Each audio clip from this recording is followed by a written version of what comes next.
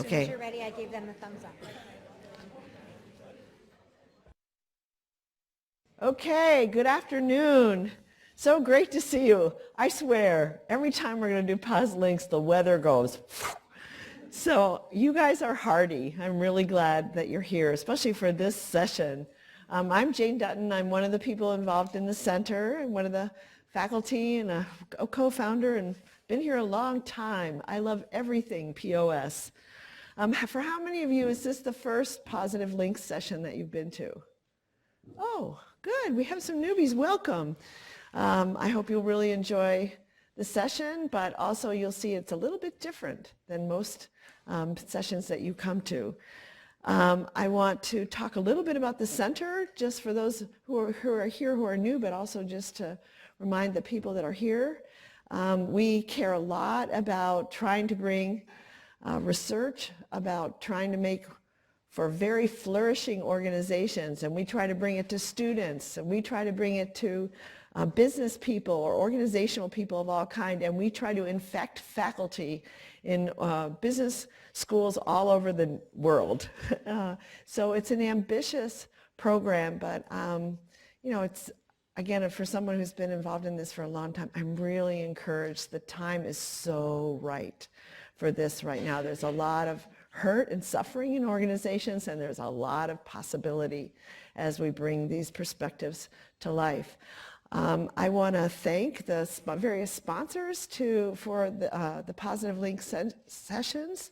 The Joneses and the Drews are two couples that have been wonderful in terms of financially supporting this, and you can see flashing across the screen all the other centers that are collaborating with us to bring you this session. Now, for those of you who used to meet with us up on the 6th floor and you really loved those round tables, we've gotten feedback that you would much prefer that to this more auditorium seating. And the reality is we can't get that session. So we're here, partly also because we draw a bigger crowd than could be accommodated usually up on the 6th floor. So we have to make it cozy. We have to somehow overcome the restrictions of these rigid rows. So to do that, I'm going to actually do a little exercise with you. It's one that you know is dear to my heart as somebody who studies the power of high quality connections. What I'm going to do is just ask you to stand up, and I'm just going to give you a minute to build a high quality connection to somebody around you. Preferably it'd be somebody that you don't know. I know there's a whole bunch of people sitting next to people they know. So reach out, try to build a high quality connection to somebody else. Don't think about it too much, just do it. So when I ring the bell, that means start, and when I ring the bell, that means stop. And usually it's hard to stop you. So please engage with us and let's try it. We're gonna show Mandy how this works. So you have 1 minute to build a high quality connection. Look at these eager beavers, go.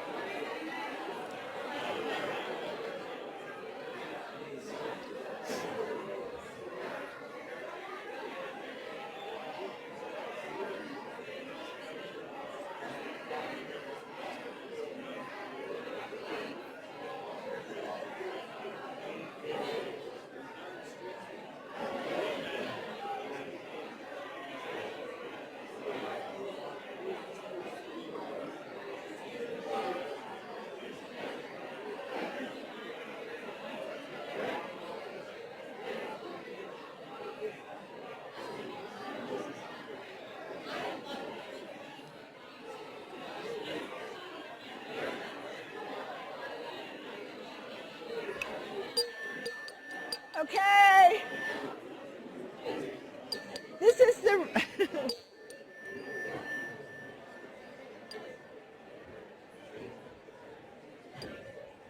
Okay, this is the really unsatisfying part, is to break you up. But listen to the energy. And the thing that's really cool is that just by doing this, we've actually increased the capacity of the room to comprehend what Mandy O'Neill is going to bring to us, because it lifts up through what it does to us psychologically and physiologically, and also the networking in the room. It actually increases our capacity to comprehend what we're being exposed to, and also motivates us to connect to those people after the session. So it's a good thing. Okay, it's my pleasure to introduce Mandy O'Neill. I just got to say that one of the wonderful things about teaching, I teach a class on flourishing at work in the January, February months. And I get the pleasure of inviting the two speakers for January and February for Positive Links. And that is just total joy to me. So I had Stephanie Crary, and now I get to have Mandy O'Neill. So I'm just going to read an introduction to her so that I don't miss a word, but as a way to bring her on stage. So Mandy O'Neill is one of those rare scholars who goes into any setting and finds gems that transform how we think about and understand basic questions about culture, about emotions, and about gender. She's educated us about the power of cultures of companionate love, as well as cultures of anxiety, what they are and why they matter. She studied backlash against agentic women, the effects of anger and guilt in the workplace, and effects of gendered organizational cultural preferences. She's a quintessential explorer who loves going into new and fascinating contexts. For example, technology firms, firefighters, healthcare. This type of field research is particularly demanding. It takes a lot of fierce determination and persistence. Mandy is the sort of person who any field site would welcome for her deep inquisitiveness, joyful presence, and raw smarts. Her beautiful paper on What's Love Got to Do It, a longitudinal study of culture of companionate love and employee and client outcomes that she did with her colleague Sagar Barsad, won the best paper or outstanding paper published in Positive Organizational Scholarship at our last research conference. And it's just one of many testimonies to the quality of the work that she does. She's on the faculty of George Mason University and part of the Center for the Advancement of Wellbeing there. We're very fortunate to have her here to share her talk on positive emotional culture, how positive emotions at the heart of culture affect your well-being and your company's bottom line. So please join me in welcoming Mandy to the stage. Don't go anywhere, please. Don't go anywhere. Okay. Thank you all for braving. She told me not to go anywhere. Yeah, I told you not to go anywhere. And thank you all for braving what I understand is not that hardcore Michigan weather, although I'm actually coming to you from Berkeley, California, where this is very hardcore. So thank you so much for coming out today. But I wanted to have Jane remain on stage because I'm going to do something a little counter-normative, which is actually start with something that happens at the end and tell a story about Jane, because I don't know how often it's going to be that we're going to be on stage together and we're going to have an audience of fans, which I think this audience could be described as. And this is the story of one of the ways and one of the earliest times, maybe the earliest time that I actually met Jane. So it was more than 10 years ago when I was a PhD student at Stanford University. Mm-hmm. And it is a very different kind of culture, and it's very hard to be a PhD student. It's grueling, it's tough, it's scary. And I remember I was on the job market, and I got this phone call. I think it was on my cell phone. I'm pretty sure it was a flip phone. You know, that's how old it was. From Jane Dutton at University of Michigan. And I thought, oh my gosh, it's Jane Dutton on the phone. And she said, I really like your work. I like your research statement. And, we're not hiring, but I just wanted to tell you that. And I have to tell you, Jane, that simple phone call kept me buoyed for the next 10 years, before the work on love ever came through, before I think I even really knew the kind of wonderful embrace that the Positive Organizational Scholarship community could bring. And so I wanted to start out our session today by just expressing my gratitude for that moment and for the 10 years that have come since then, and also to bring a little bit of California culture to you from Calistoga, and I hope you enjoy it. It's a bottle of wine from a women-owned winemaker. And we all right. Thank you. Red wine, so. Thank you. But also, just to say how incredible it is to be here, because for those of you who don't make it outside of CPO or outside of the Ross School, there is something incredible at the school that very few, if any, that I can think of, business schools can replicate, and that is in the Center for Positive Organization. So, maybe sometime you guys should come out to California, check it out, but also, come back to Ross and realize what a gem you have here. So it's a great, great pleasure to be here. Let me tell you a little bit about what I'm going to talk to you today. I'm going to give you an introduction to emotional culture. That is not something that necessarily rolls off the tongue. Certainly culture of companionate love does not roll off the tongue. I'm going to spotlight two emotions, companionate love and joviality, two positive emotions, although there are many that I could choose from, and talk about some of the research findings associated with it and why they matter. I'm also going to talk about the elephant in the room sometimes, which is negative emotions and how we need to acknowledge them. They're there, but how positive emotions can actually improve and work on some of the problems that crop up when we do have negative emotions and they're there. And I'm going to close with some practical tips for how to create so-called positive emotional cultures and how to maintain it if you are lucky enough to already have one as the organization grows and changes. So that's the plan for today. I'll give you one last little bit of sunshine. And I also want to introduce you to others in the room who are not here today. These are my wonderful collaborators, Sigal Barstade, Nancy Rothbard, Jennifer Mueller, Bob Vandenberg, Francesco Segura, and Horia Jazeri. So these are some of the names you'll see on the slides. Some of them are still in progress, so you'll meet them later. They are wonderful scholars. There are others, but they're part of this collaboration that we do on this research side of things. So without further ado, let me kind of start talking about what we mean by some of the concepts I'll talk about today. The first is positive. What do we mean by positive? I mean, on the face of it, it's a sort of simple thing. I mean, you can look up in the dictionary. I'm going to actually share with you two meanings, and I'll talk with you about why they're important. They're different. One is pleasantness, or what in the emotions community we call valence. So simply how unpleasant to how pleasant something is. That tends to categorize and explain a lot of positive emotions, which I'll talk about today. Another definition has to do with what we sometimes call social functionality. Now, this is not the extremes of functionality, so this is not to say that if, for example, you're in an awful toxic culture, it will necessarily die because that's what Darwin said happens. Unfortunately, we know there are toxic cultures out there. They do not always die. But what we're talking about here are the more social functional mechanisms that are characteristic of emotions and culture. And what they serve to do in very different ways, which I'll explain today, is to help the organization survive. So that is, the organization doesn't die, it doesn't go out of business, it doesn't, fire all of its employees and get burned up, but also to help its employees thrive. Because a lot of us don't want to work in organizations where it's just surviving. I mean, that's okay, and honestly, jobs are wonderful, they give meaning and purpose, but ideally we want to move to a point where its employees are thriving. And by extension or in collaboration, the organization is thriving as well.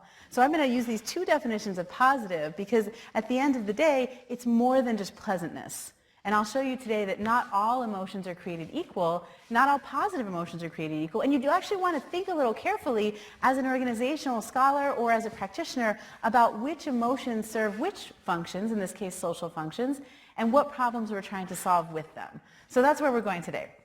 I do have one more definition for you, which is, what is culture? This is something I like to ask initially when I work with organizations, sort of starting out, what do you like about your job? What do you not like? What do you like about your organization? And then somewhere around the middle, I'll say, so can you tell me a little bit about the culture?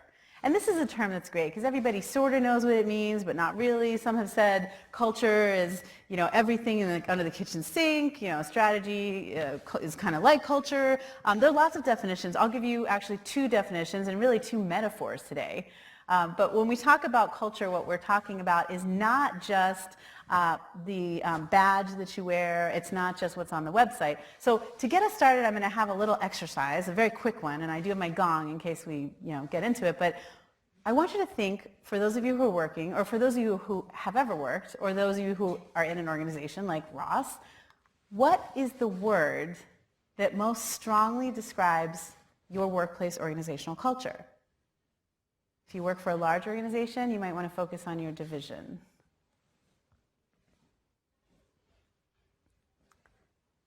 Do we have any brave volunteers who want to share their word? I see some giggles. Giggles usually make me want to ask you. Warm calling, as I sometimes say in class.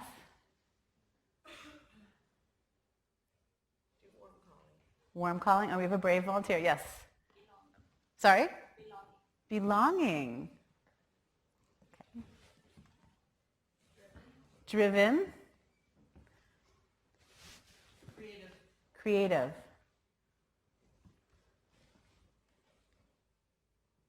cameras can't see you, so you can say anything you want. Yes? Flexible. Okay. Competing. Thank you. I feel like it's really hard to get those sort of words out there. But yeah, competitive, aggressive, analytic. Hairy. Now that's a good one. Like hair, like bodily hair? If only. If only. Oh, okay. That sounds like we could spend more time on that one. That's a good one. That's the best one. I will remember that. Yes. Okay, so we can come up with lots of things, and you guys are actually a little more, I think maybe I prepped you and primed you, but a little more interesting than most. What I worry about is actually when I ask that question and then, the person I'm interviewing gets a panicked look on their face, and then they kind of scurry around and look for their badge, because they have to look for what the culture is, because it might look something like this, and they were supposed to remember it. And this is a handy little anagram, or a little acronym here that spells choice. So, the CEO told me I need to remember it. So that worries me, okay? It worries me for a couple reasons. A, because they feel like they have to remember it and they don't. I don't know if it would worry me more if they did, but also that they feel like they have to look to the badge because the CEO or someone else told them. And then if you look at this list, it's confusing for another reason, which is there's a lot going on in this list. It's everything. I mean, I'd love to work at this place too. It's caring, it's also fun, it's one team, it has integrity, it has commitment, I'm not sure exactly what that means, and it has excellence, which is often like results orientation or something. This is great. A research study showed that if you actually content analyze the mission and vision statements of companies, you're nodding your head, you know this, something like 90% of companies can be explained by some version of this. And that's not necessarily a problem, except that when we talk about culture, we're talking about what's unique to an organization in addition to what it has in common with some other organizations. And that's a delicate balance to walk. You don't want it to be so unique that it's, DNA, that you can't train it, you can't explain it to people, but you don't want it to be the same kind of culture as everybody else, because how do you differentiate it? How do employees select into it? How do they know if it's a good fit? So part of our goal is to help first organizations diagnose and assess the culture, but then also move them toward the ideal or the aspirational culture. Because the other thing I'll suggest in a kind of theme today is that what's on this list may or may not be in any way related to the actual culture. It may be closer to the aspirational culture, to what we'd like to be, but we're not there yet. And it's good if that's where we're going and we want to have mission and vision, but we're not there yet, and we may never get there. And so one of the important things here is that we want to understand what our culture is so that we can better get to the best version of ourselves. So a metaphor we use a lot in organizational culture studies is one of the icebergs. Some of you may have seen this. Ross alums, you may have seen this in an organizational culture class. We've used it for many years. It goes back to the earliest work in organizational culture from the 1980s by work by Ed Schein and Edward Hall. This is a metaphor that's handy because the thinking about culture, when it first began in the 1980s and 1990s, is that most of what we see in organizations, most of what's above the surface, is just a piece of culture. Because what's most important about culture and what's most influential is actually what's happening underneath the surface. That's how icebergs are, at least in the day of pre-climate change, I suppose. So maybe it's even smaller. So it's much deeper than anything we see on the surface. And that was the metaphor that a lot of us were trained under and that we believe. I will say that if you do try to get at the deepest parts around beliefs and assumptions, it's very difficult to articulate. So this is a far cry from the badges. It's very difficult to get at the taken for granted aspects of culture, to get at the norms that are really hard to articulate, or you don't know if that's special to your group or if it's different from other organizations. You can't articulate why we do this weird wacky Wednesday thing or whatever it is, why we dress like chickens. I mean, I've seen a whole lot of norms and rituals that really are quite unique. We're not sure why we do that, but if we're asked about it, we can think about it, and that's generally where you get down to the level of assumptions. So that's the metaphor we had. In a couple slides, I'm going to present a new metaphor by thinking about culture in a new way, which is specifically around emotional culture. So what do I mean by emotional culture? This is a body of work that some collaborators and I started thinking about 15 years ago when we looked around in culture research and we said, it's the weirdest thing. We talk about culture, we talk about norms and values and assumptions, but it's really interesting because one of the initial things that you can tell about how your day is going to go is when you walk in the door and you see your boss's face. you aren't necessarily even connecting that if they have a grimace or a smirk, or if they're red in the face, or if they have bags under their eyes, or if they've been crying all night, that that's going to influence your day. You just automatically notice it, and what's more, you actually catch it yourself. So we know, for example, that we're automatically reading emotions all the time. It's inborn, in fact, and we're catching other people's emotions, and we're spreading them. So even if we look at these simple processes alone of emotions, it suddenly changes what we think about culture. Because no way in the way we think about culture do we have a way to articulate this and really put that into our thinking and demonstrate why it matters. So we started thinking about that, and there are two ways, that we transmit this. One is the super boring way, which is academic journals, and I'm told that this journal that Jade and others have read is better than Ambien in terms of, getting people to fall asleep by reading all the academic jargon. Or you can do what I highly recommend more, which is read about it in Harvard Business Review in 2016. We summarized some of the ideas there. But what we were trying to do there is to say, what would organizational culture look like if we fundamentally challenge some of the assumptions and really the theorizing around it, and why does it matter and why should we care? So that's what the body of work is that I'll present a little bit about today. And for that initial study, we focused on one emotion in particular, which I think is really special and unusual. What do we mean by emotional culture? Similar to the iceberg metaphor that I showed you.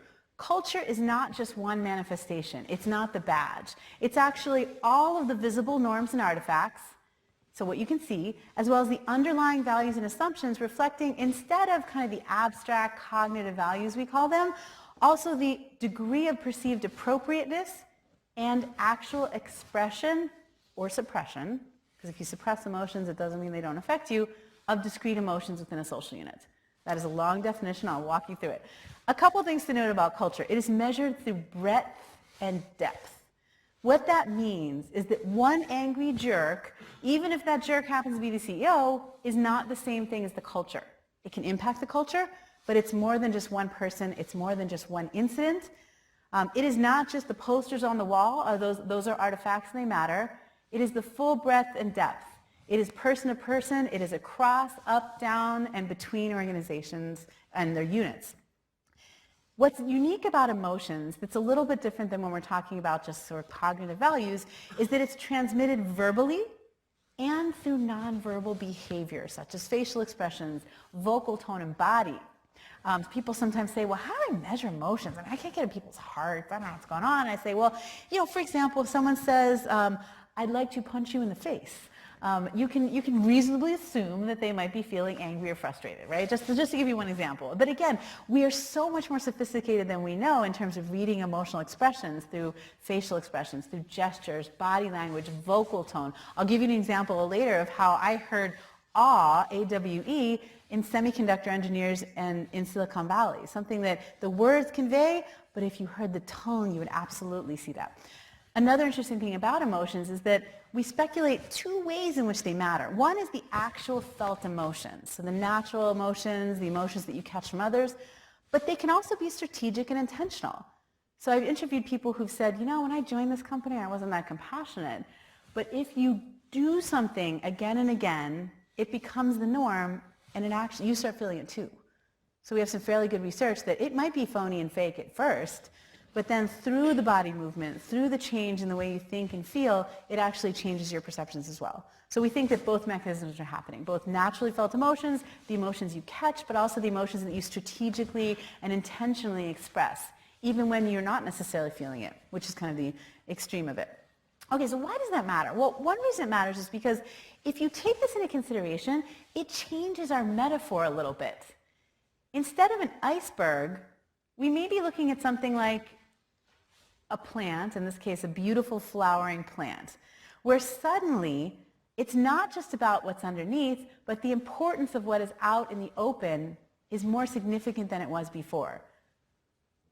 So, I tried to actually find a rose bush, because I thought some of the things that are out in the open are thorns, and some are beautiful flowers, and some are green, and sometimes the plant is withering, and sometimes it's blooming, and we can see these things. How do we see them? Where do we see them? Well, honestly, sometimes we see them on people's facial expressions. So this is a group of prototypical discrete emotions expressed by these experimental subjects who may have had no idea that I was going to take that picture of the journal article and share it with you all. But so these are some emotions that you might see at work. If this was a strong emotional culture of anxiety or love, you'd see a lot more similar facial expressions. And I'm going to walk you through a few of these and show you why they're important. But these might be, for example, to extend the metaphor, petals on the flower or leaves on the bush that you see every single day that influence, or artifacts around the office, whether it's a Kleenex box, because honestly, there's some really emotional things going on at work, whether it is the signage on the wall, whether it's the award celebration, because honestly, we take celebrations seriously, even silly ones. We laugh about it. Whether it's pause for fun buttons, whatever the artifacts are, whatever the facial expressions, whatever the stories people are still continuing to tell year after year, these are all part of the emotional culture. If we expand out this picture to look at all the possibilities of emotions, we might get something more like this. So this is work that was done in the 1980s in which Phil Shaver and his colleagues actually demonstrated empirically that people can distinguish among somewhere in the realm of 130 different discrete emotions. Obviously, you can't read all these, and I'm going to just walk you through a few of them. That's pretty exciting because if we move beyond pleasantness, pleasantness is kind of where the two branches go down in the top part of that graph. That's positive, negative. Then we look at, the 5 emotions, which some people consider to be the basic emotions, or you might consider them to be just higher order prototypes. Then if you go down to the next layer, to those 130, each of these are discrete emotions, most of which are almost untouched in organizational work life and work research. And so that's part of our task here. I'm going to focus specifically on a few of them today. Which ones? I'm going to focus specifically on the 2 strongest instantiations of positive affect, which are joy and love. So those are the 2 strongest instantiations of positive emotions. I'm going to focus on them, and I'm going to actually zero in a little more specifically into this one column, which again, I know you can't read, and that's a particular kind of love. I'm glad I'm coming after Valentine's Day, because usually around Valentine's Day, I usually get a phone call from a journalist saying, "Hi, Professor O'Neill, I wonder if I could get a quote on your work about love." And I say, "Well, I don't really study that kind of love. It's this other kind of love. It's not about romantic love." They say, "Oh, no, just any quote." And I say, "No, it's not about that. It's affection, caring, compassion, tenderness, and fondness. It's actually the most common form of love. And it's not just between romantic partners. It's between people with whom our lives are deeply intertwined.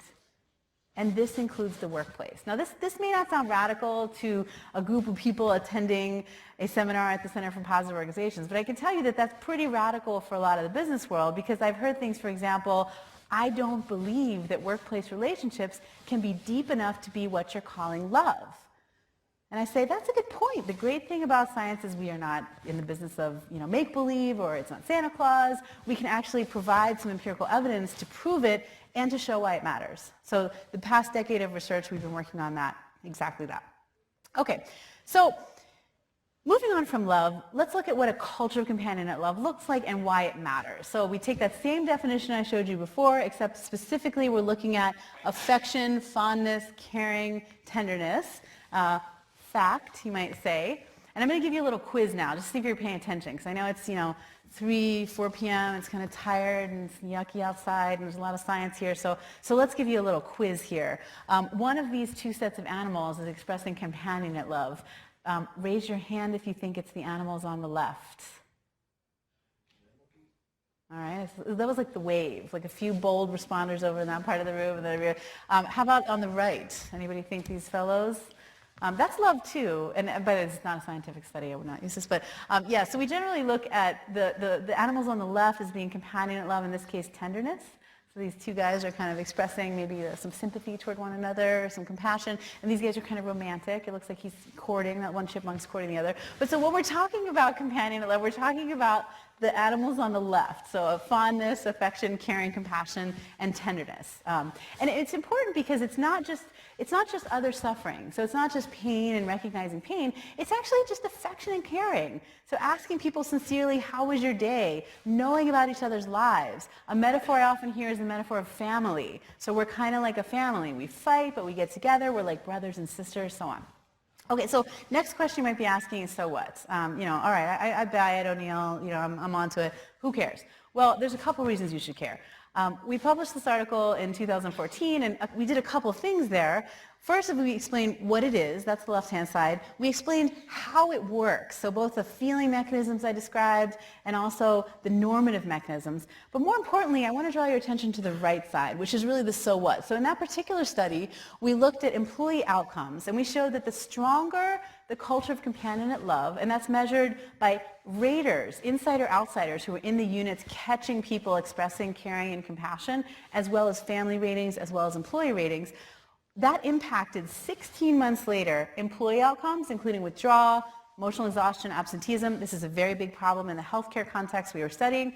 Engagement with work, including better teamwork, satisfaction, but also patient outcomes.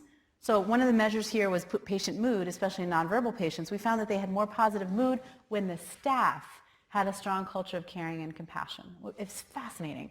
But then interestingly here too, it actually rippled out to families. So we asked the family members of the patients, we said, would you recommend a family member to come to this facility? And when there was a strong culture of companionate love among the staff, the patients' families were actually more likely to say, yes, I would. I mean, that to us was very profound. It's like saying, to your customers, like, would you buy our product? Would you buy our new cell phone? And if the culture of the engineers in the lab who almost never see a customer has a stronger culture of companionate love, the research shows that what we would expect is, yes, the customers would be more likely to buy the product. And obviously there's a few chains in that link, but it's quite profound if you think about it. Okay, so, all right, that was cool, that was neat. Scientists' work is never done. People said, well, I mean, is love all you need? And yes, I try to get as many song puns in my article titles as possible. It's a great question. We've all been in workplaces where there's a lot more going on besides love. We should take that into account as well. But more importantly, love isn't the panacea for everything. So there may be things happening in organizations, problems that need solving, that love is not enough to help solve. So that got us interested in, well, what other emotions might matter? What else is happening in organizations? And one that came very clearly through in some of the early data studies was this emotion here. Anyone venture a guess what this lady is feeling, expressing? That was so good. Amusement, yes. It's joviality, which includes amusement, also components of excitement and enthusiasm. So we're really interested in joviality. And if we go back to that first graphic that I showed you, this is the other instantiation of positive affect here represented within the joy prototype. So we're particularly interested in joy, and particularly in these discrete emotions around amusement, excitement, enthusiasm, or what Webster would say, markedly good humor, especially as evidenced by jollity and conviviality. So again, some people call it humor, amusement, but this is the Webster dictionary of that. Okay, so again, why do we care? Where do we see it? What is the function, in this case the social function, of joviality, and why does that matter for problems we have at work? Well, I want to turn your attention just briefly to the animal world. I mean, there was a time when I wanted to be a marine biologist or a zoologist or something, so I like to turn to that literature, which tells us a lot about human behavior. And one of the things we learned from that literature is that the function of play is very important in the animal worlds. And it's important in the human world too, which I'll explain, but in the animal world it serves this beautiful function, in this case, of helping people prepare for other situations, kind of testing them out. So these young cubs here are play fighting with each other, and the logic goes that it helps them when they go out into the real scary things because they practice their skills. Well, I would argue that humor, or in this case joviality, serves some of that same social function, and I've actually seen it because this similar picture is the human world, and these are my two sons and my husband. So I see it all the time, actually. I see this playing happening a lot, and I see them preparing for the world of adulthood. What we did in the next study that I'm going to share with you is we actually looked at an organizational culture that was defined by two emotions very strongly, companionate love and joviality. And if you put them together, if you look at them, what do they look like when they're simultaneously present, you get what we call in the literature a 2x2. So you get extremes on both ends. So we saw some units, for example, that were very low, very weak cultures of companionate love, and some that were very strong cultures of companionate love. We saw some that were very weak cultures of joviality and strong cultures of joviality. You don't need to read the details, but suffice to say we were able to go into an organization and actually diagnose the units along these two different types of emotional cultures and saw what it looked like when you had the combination of the two or when you had one but not the other.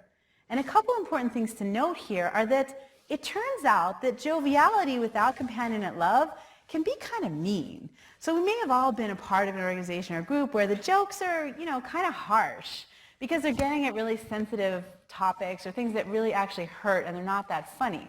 What we saw in cultures where they were both strong is that people knew each other well. So they knew there were certain topics you don't go there. But they could joke about topics, particularly difficult topics, in a way that softened it a little bit.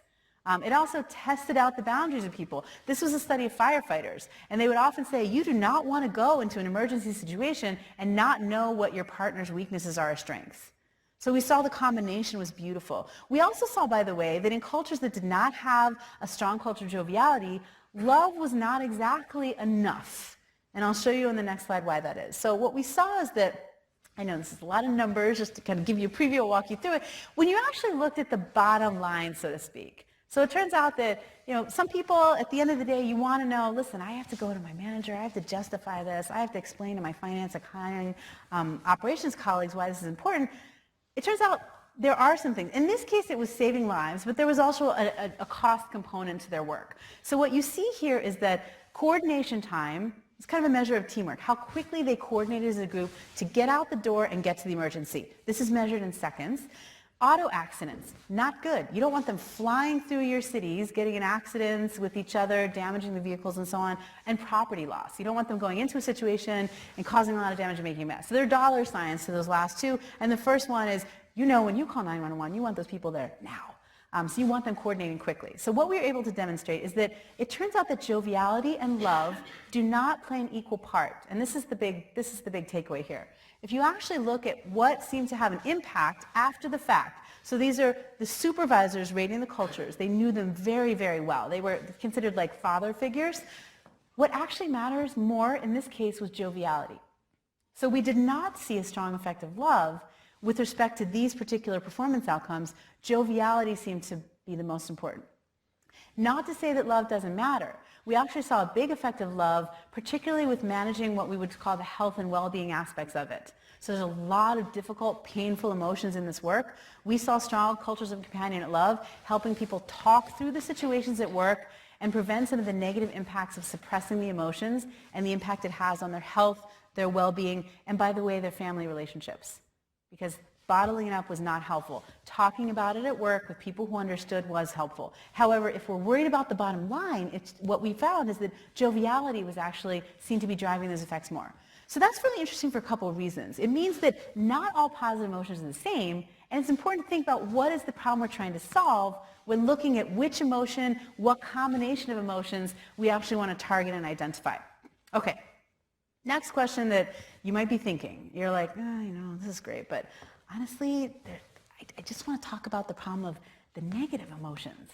I mean, we've got some things going on in our organization, and I don't know if I should bring it up, CPO and stuff, but it's there. You are not alone. Negative emotions are there. They need to be managed as well. So I'm going to focus specifically on two emotions. The first is this fellow here, who, in case you are not feeling like being quizzed, this is not a class, he's feeling anger. So let's look at the effects of anger. And this is actually one of the first studies that I ran, and it was quite disturbing. So for this study, we went to a large for-profit retail store that you probably will go to this weekend when you're shoveling snow or fixing your house or something. So these were chains of a large retail organization, and this was an occupational health group that was set in to study and try to fix some problems that were happening. What we found in this particular study is that anger was not helpful, and it was a direct result in this case of management. So when you felt that the organization did not support you, POS in this case is perceived organizational support, that caused a lot of anger. And that anger caused a lot of problems, such as, lest you couldn't read that small print, turnover, absenteeism, accidents on the job, alcohol consumption, and high-risk health behaviors. Now, I should add that, alcohol in and of itself is not a problem, but alcohol on the job, when you're lifting, moving, driving machinery, these are not good things. And what we showed through that study is it was a direct result or direct consequence of the anger that they were experiencing as a result of management. So that's not good. That is a real thing. By the way, if you ask people to talk about their job, within about 15 seconds, they can instantly go down the rabbit hole of what makes them frustrated. So it's there. It's actually more work to have them step back and not go down that rabbit hole. What about another emotion? This emotion they're actually saying is a prototypical expression of anxiety. So some people call it stress. It's related to emotion, but fear, it's different. So let's look at the effects of anxiety. Now, the reason I got interested in anxiety in part is because a couple years ago, we were doing a keynote talk for the National Business Group in Health in Washington, D.C., my hometown, for well-being officers, HR, corporate representatives, a couple hundred, and we did a live action audience poll. And it was similar to what I just had you guys do, except in this case I said, what is the one emotion that describes your emotional culture? I'm not going to have you guys do it because it's quite powerful when you see the Wordle that came out. This was live. It was sort of like, it was like watching something scary happen in front of you, because the Wordle came out and it looked like this. So I didn't lead up with any other discussion of emotions except the definition. I said, what's the one word that describes your emotional culture? And I think it's pretty clear what the Wordle is telling us. Anxiety, stress. So in this case, for any Luddites in the room, the larger the word is the more commonly it was mentioned. So, wow, a lot of stress and anxiety in these workplaces. That's a problem. We thought so too, and we thought that we've learned a little bit about some of the positive emotions that serve as protective forces, as antidotes, as uplifters, as buffers. What happens when you have a culture that has a lot of anxiety for whatever reason? It could include something about the industry that you're in. It's a competitive, intense, results-oriented industry. It could be the people you're working with. You're just around a lot of anxious types. I had one down the hall from me one time, and he was stressing me out, actually. I had to get myself down a different hallway because he kept, every day, coming in. I was checking the news, checking the website. And I'm like, dude, you're stressing me out. Stop. So there's lots of reasons. It could be lack of resources. It could be a struggling organization where they've had to cut everything that makes our job easier, whether it's staff, resources, perks, programs, lots of causes of what we would call an emotional culture of anxiety. But the more interesting question is, what happens when you have an emotional culture of anxiety paired with, in this case, a culture of companionate love? Can love serve as a protective force, as a buffer against the anxiety, given that the reality is the anxiety is there? So that's what we looked at in this particular study, and here's what we found. What we found is, yes, the combination of a culture of anxiety and a culture of love seems to have what we call an interactive effect. So we have a lot of good reason, a lot of good research and theory to believe that anxiety has its own set of effects. There's actually a fabulous literature on anxiety, very rarely applied to the workplace, but from which we can generalize that we might expect some things from anxiety that are predictable. We also now have a literature around companionate love and what its effects might be.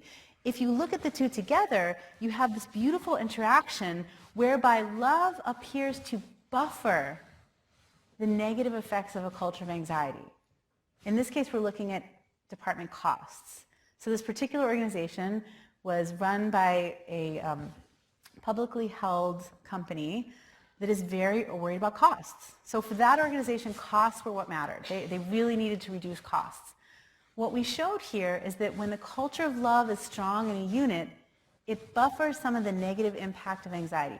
Does it make the anxiety go away? No, it's there, but it attenuates it. And you might be thinking, how could these exist simultaneously? How could you have anxiety and love?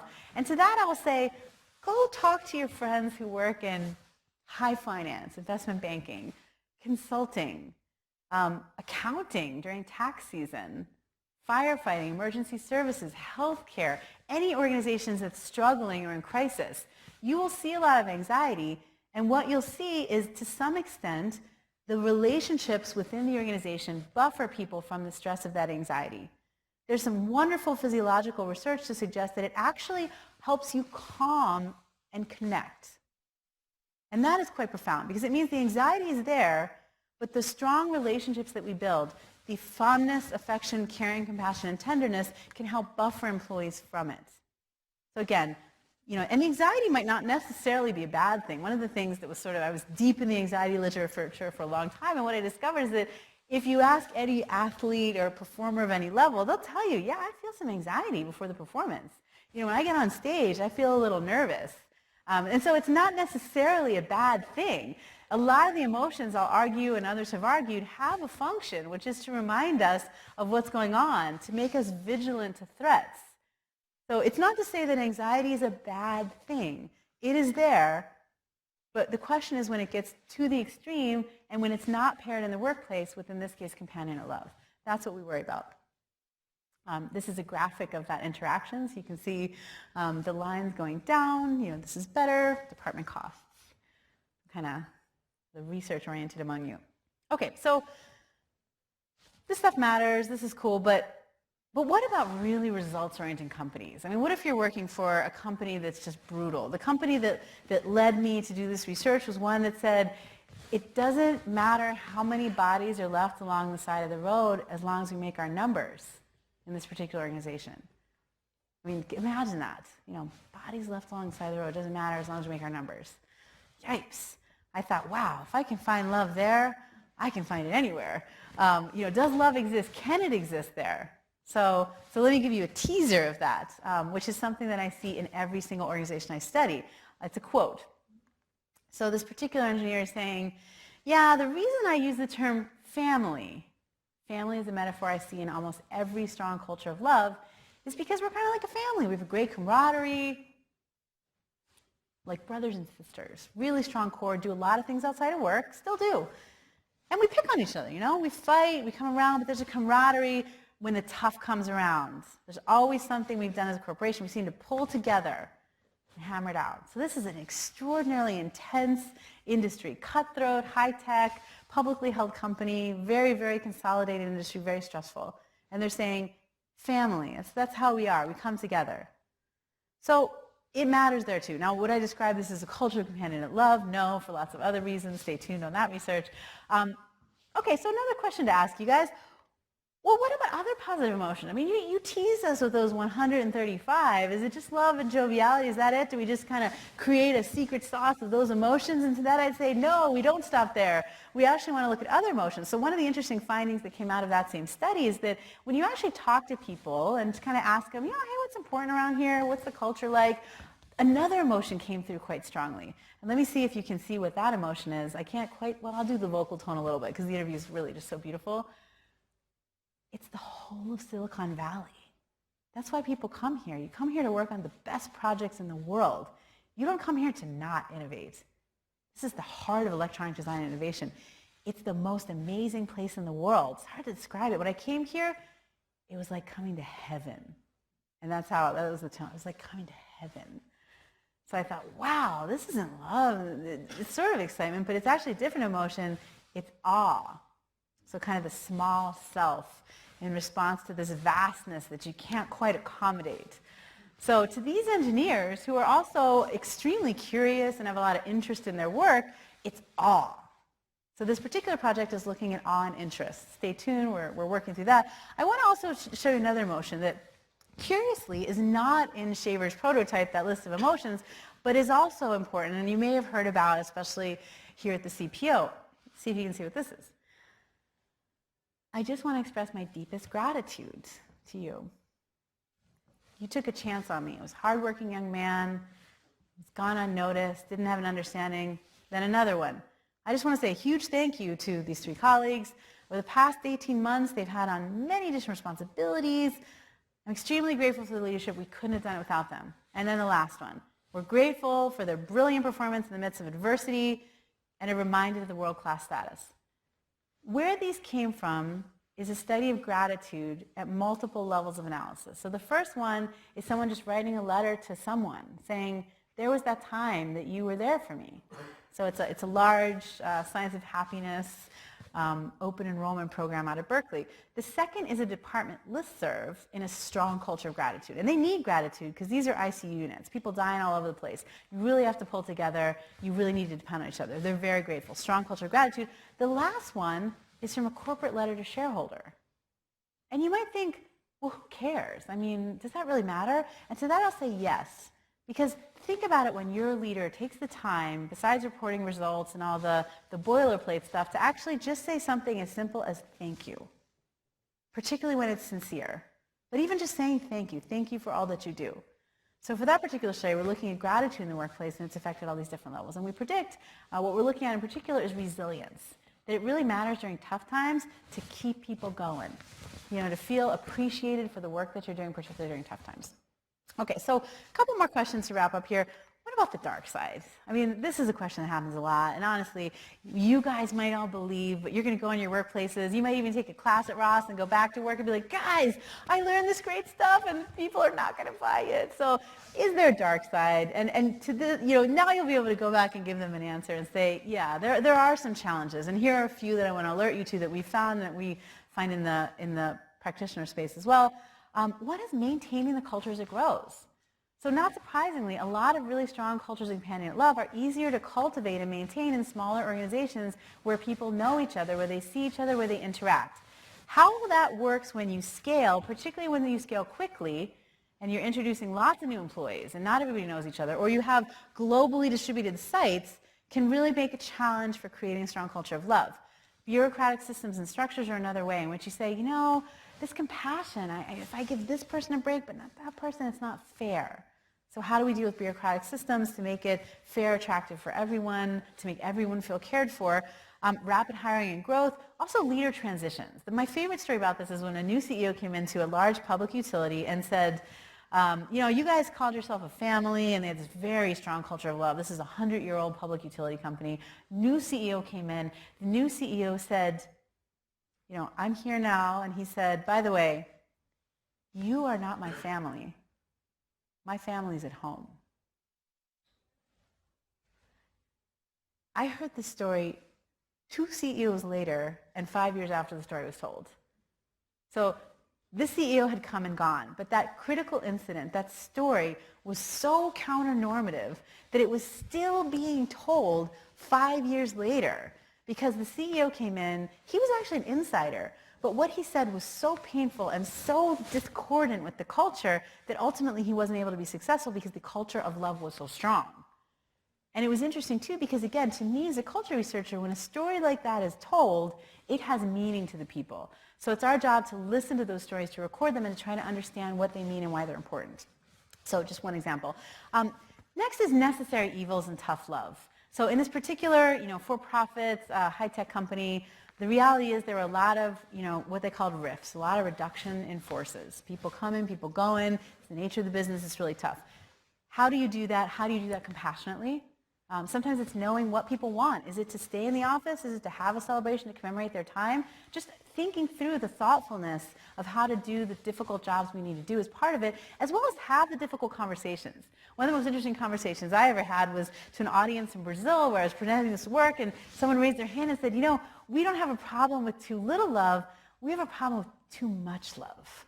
It's really hard to have the difficult conversation because we're so sensitive to each other. We don't want to hurt people's feelings. So that conflict sometimes goes underground. How do we have this difficult conversation? So that's their challenge. Sanctioning bad behavior. Sometimes at the root of a lot of bad behavior is a lot of pain. And this applies to, for example, difficult topics like sexual harassment, workplace abuse. If you look at those people's cases, there's a lot of pain underneath. But how do we deal with that pain? That still doesn't make it okay to behave those ways in organizations, delivering negative feedback, letting people go, and so on. Okay, a great quote I like here, by the way, is this famous deck of culture slides that's circulating around Silicon Valley. Some of you may have seen it in HBR a couple years ago. So this was a famously harsh culture at Netflix. I just presented it a couple weeks ago, and there was actually some Netflix people in the room. They said, no, it's true, it's tough. We love Patty, but yeah, it was tough because ultimately, she wrote this deck and she said, family doesn't matter. We're a team. This is not your family. And then a couple weeks later, the story goes, she herself was let go. And as the story was told and reported, it was still painful because even though it wasn't a family, it still felt like a family. So even though that's what the organization needed to do, it still hurt and it was still painful. So I think that's a part of there. Last couple things, how do you create and maintain a positive culture? I mean, I want to leave you with a couple tips, and these are just my own tips, sort of my experience working with organizations. Top management matters. It's not the only thing, but it does matter. I have seen culture initiatives starved for lack of top leadership support, and that includes both emotional support, but it also includes logistical financial support. This is particularly when the times are getting tough.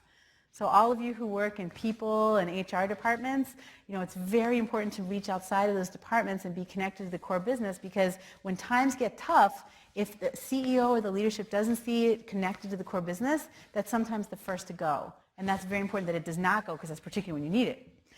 Managers, poor middle managers. We don't have as much research on them, and they're so important because they've got their own work to do. They're managing people, and they're being managed by people. So they're kind of squeezed here. And yet, interestingly, there's some research to show that they may actually have the greatest impact on emotional culture because they have the most direct emotional contagion on workers. So if you think about it, those are exactly, if we have to target an intervention somewhere, don't forget the middle managers, because those are the people that are reinforcing, maintaining, and potentially changing the culture every single day. Top leadership matters certainly, but so do the middle managers.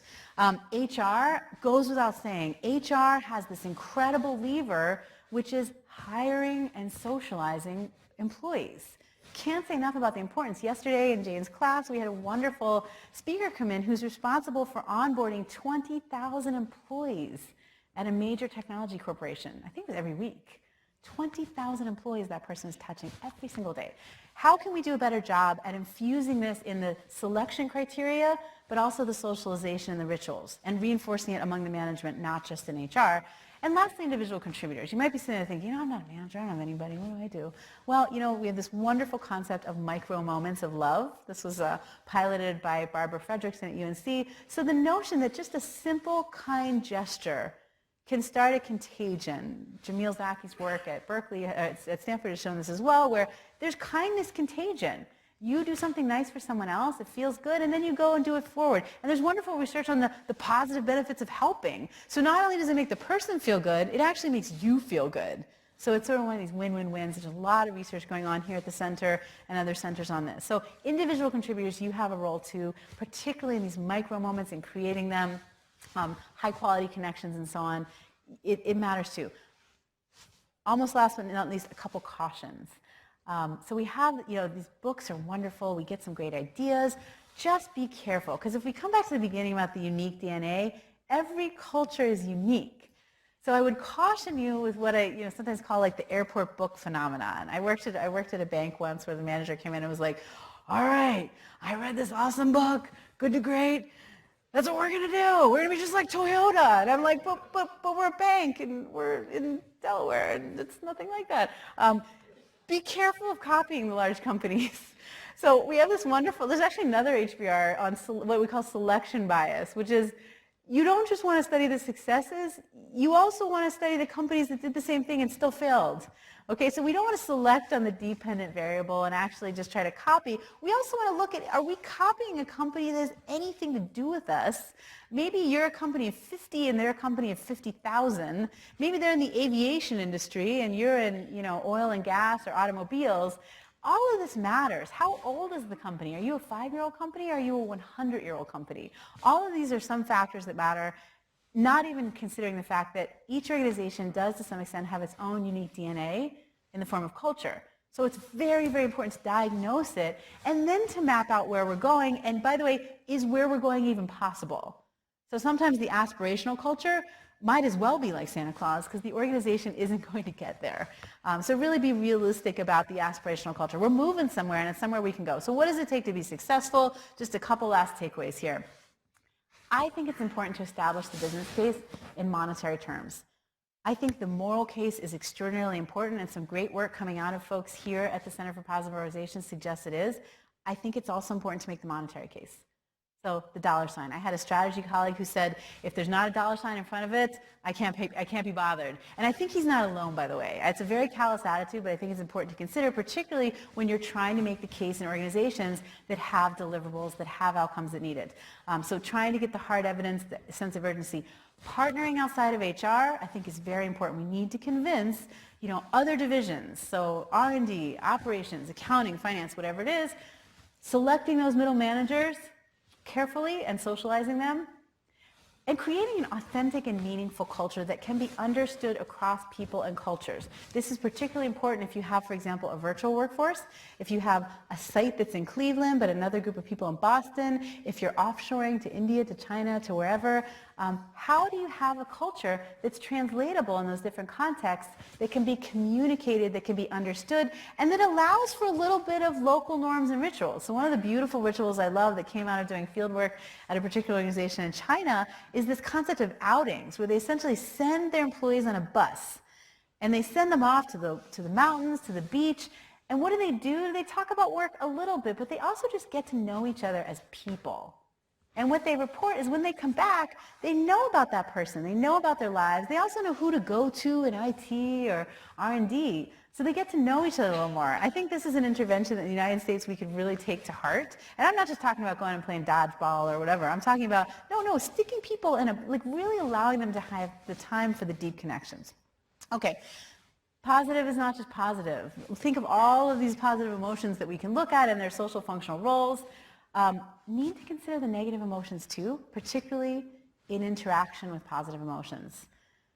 And lest you think that we should just let all the flowers bloom, let all the people just be as they are, managing emotional culture is important here, particularly in an intentional way. Having the conversation, thinking about where we go and we want to go, to help meet the organization's changing needs. Okay, I'll end with another emotion, which is gratitude. Thank you so very much for being here. Very grateful for your time. If you have ideas for collaboration, suggestions, you think, oh, Neil, you got it all wrong, you missed this emotion, let me know. Here's my contact information. Thank you so much for this.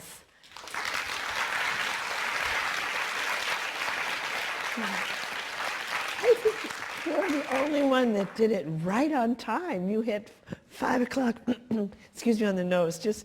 Mandy's been here this is her third day, and she's been in non-stop meetings and presentations, and she's had wonderful artifacts. I hope your suitcase is big. But anyway, this is your last artifact. It's a beautiful positive spiral, and it's meant to signify these generative processes, but also you. So thank you. Thanks so much, Jane.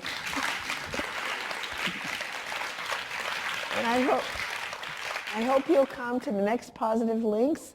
I think it's on March 19th, and we have wonderful speakers talking about mindfulness. And I lost my sheet of paper that has, can you put up the next one that's, okay, don't miss it. I'm sorry. There we go. Sanjay Singh and Vineet Chopra. It's going to be fabulous.